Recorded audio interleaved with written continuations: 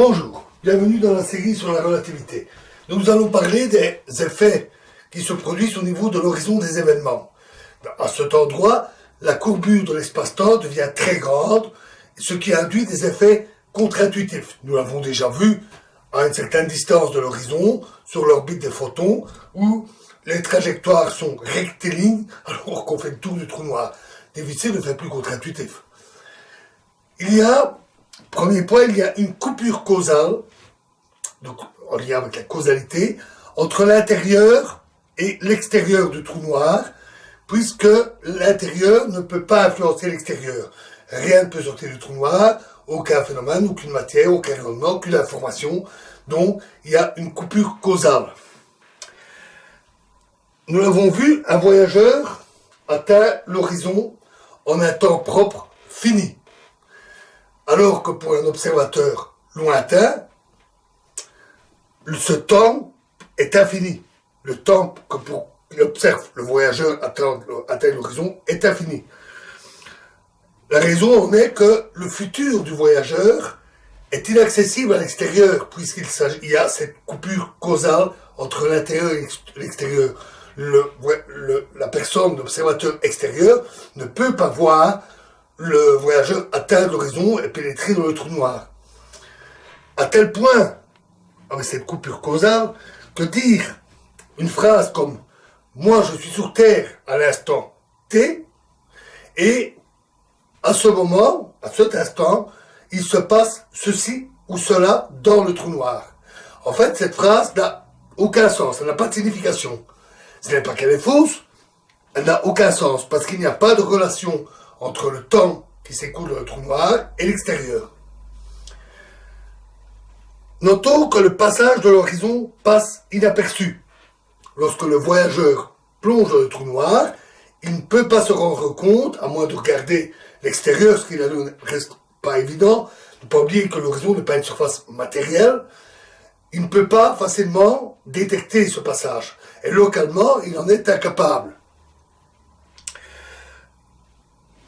Nous l'avons vu, les trajectoires du voyageur qui plonge dans le trou noir ne présentent aucune singularité, ni d'ailleurs aucune discontinuité de quelque ordre que ce soit au passage de l'horizon. Et le principe d'équivalence dit que, localement, le voyageur est en chute libre, il est inertiel, en apesanteur, la relativité restreinte s'applique dans son voisinage immédiat, et donc aucune expérience que ce soit ne permettrait de lui dire « tu passes l'horizon ».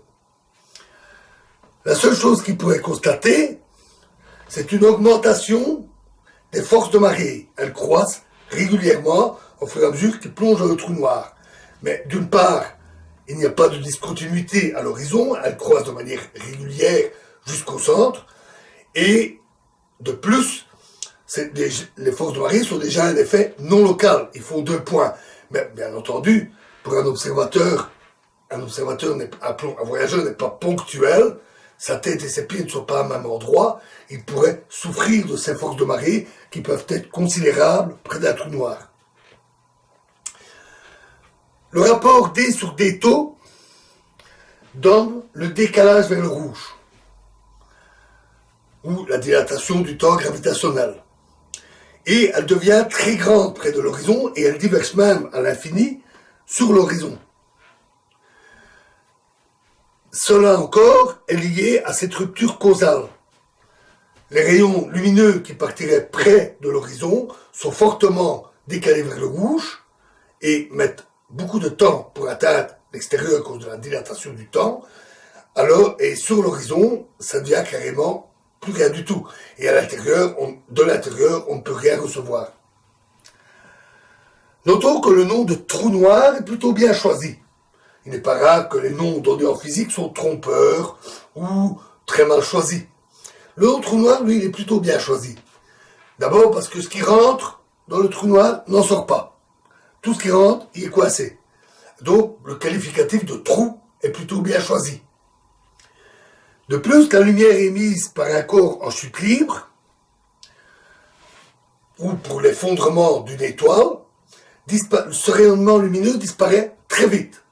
On peut calculer, Pour un voyageur qui passerait de, disons, 3 RG demi jusqu'à l'horizon, le nombre de photons émis, et pour un observateur extérieur, les photons qu'il recevrait. Ils sont en nombre discret, ils doivent donc s'arrêter à un moment donné. Et on calcule qu'en fait, ça va très vite. Il faut qu'une fraction de seconde pour ne plus rien recevoir. Et donc, l'extinction du trou noir est vraiment très rapide et totale.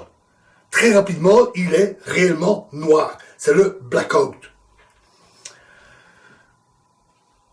Une question que l'on voit parfois, c'est, mais si rien ne sort du trou noir, comment peut-il exercer de la gravité à l'extérieur? Nous le savons, la gravité est due à la courbure de l'espace-temps. Celle-ci n'évolue pas au cours du temps. Le trou noir est ce qu'il est, la courbure est ce qu'elle est, donc la gravité est là. On peut quand même se demander comment ça a pu se mettre en place, vu que rien ne peut sortir du trou noir. Si on considère une étoile qui est en train de s'effondrer, au moment où elle atteint la taille RG plus un petit epsilon, à ce moment-là, l'horizon n'est pas encore apparu. L'étoile est très très dense, sur le point, juste à une fraction de seconde de devenir un trou noir, mais il n'y a toujours pas d'horizon des événements. Et la gravité de cette étoile, qui là est tout à fait normale, est en fait, à peu de choses près, celle du trou noir. Ce qui compte, c'est que la masse soit contenue dans le rayon gravitationnel. Puis, l'horizon apparaît, et on sait qu'il y a une dilatation du temps extrême si on part tout près de l'horizon pour aller vers l'extérieur. Nous venons d'en parler. Et donc, on peut dire que le champ gravitationnel, à ce moment-là, est gelé. La courbure de l'espace-temps reste telle qu'elle est, elle est gelée.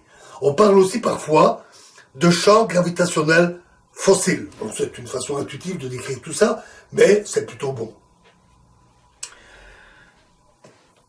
Ce qu'on entend aussi parfois, c'est que, vu de l'extérieur, l'effondrement de l'étoile prend un temps infini, tout comme le voyageur met un temps infini pour l'observateur extérieur pour franchir l'horizon. L'effondrement prend un temps infini. Et donc, pour un observateur extérieur, le trou noir n'existerait pas. C'est faux, et on peut le voir sur 3 aspects.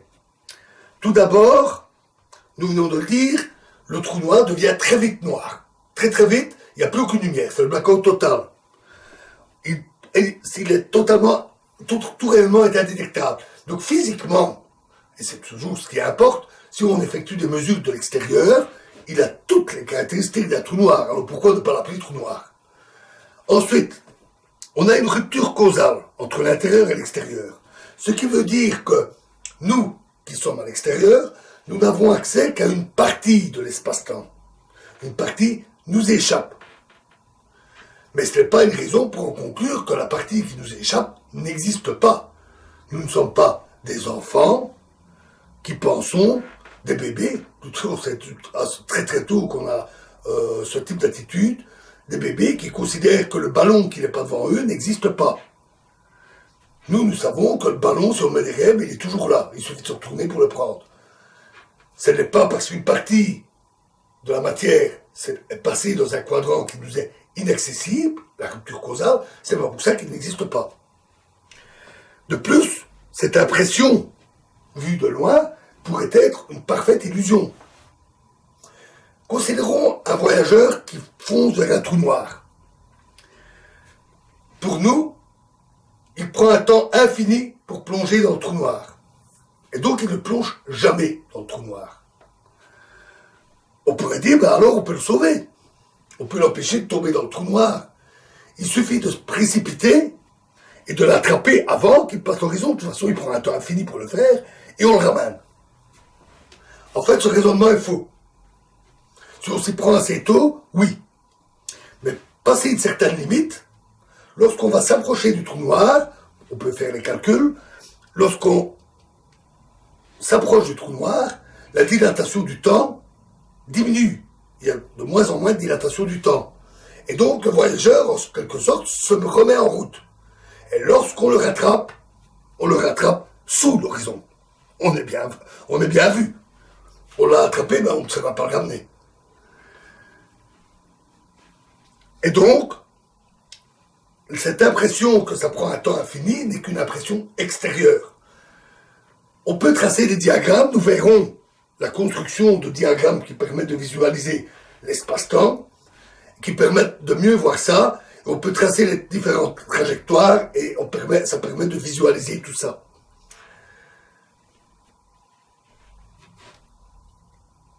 Une expérience de pensée que j'ai déjà vue, c'est de dire le voyageur tombe vers le trou noir, il passe l'horizon, et juste après, il envoie un rayon lumineux vers l'arrière.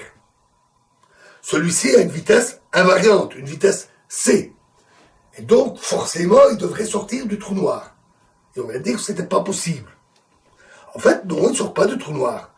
L'invariance, c'est pas par rapport à une surface immatérielle, c'est par rapport au voyageur. Le voyageur considère toujours que la vitesse de la lumière est c par rapport à lui.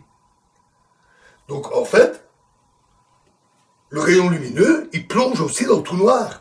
Au moment où il émet le rayon lumineux, celui-ci, en fait, part vers le centre. Ce n'est que par rapport à lui qu'il voit le rayon lumineux et à la vitesse c. Tout ça est très peu intuitif. À nouveau, les diagrammes permettent de bien visualiser ce genre de choses.